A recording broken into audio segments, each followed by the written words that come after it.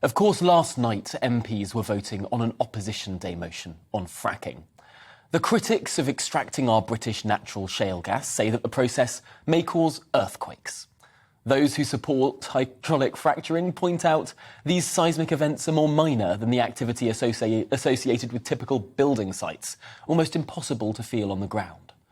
Well, something that was impossible to not feel was the earthquake in politics last night, shaking the Prime Minister of her authority. A cabinet resignation, a further attempted cabinet resignation. Ministers shouting and an MP manhandled through the division lobbies in scenes reminiscent of the chaotic, brutish and dysfunctional minority government of the 1970s.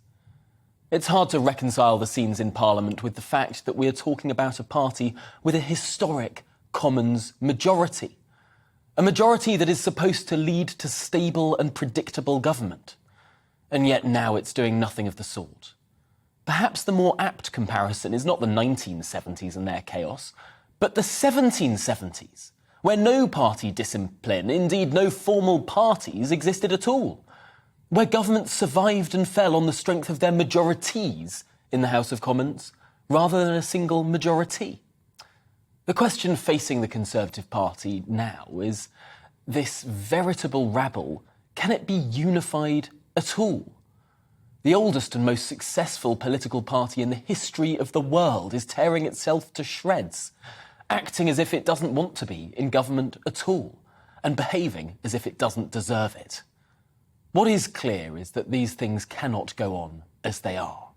What's profoundly unclear, however, is how things change at all.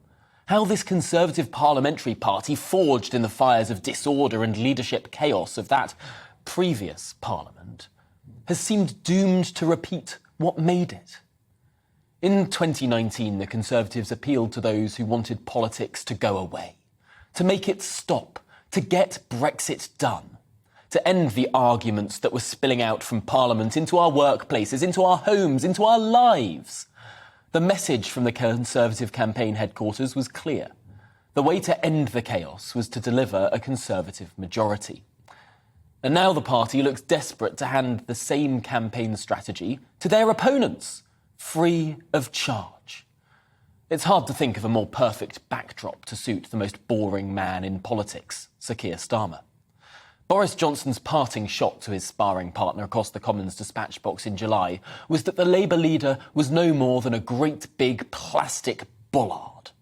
He's one of those pointless plastic bollards you find around deserted roadworks on a motorway, the then Prime Minister declared.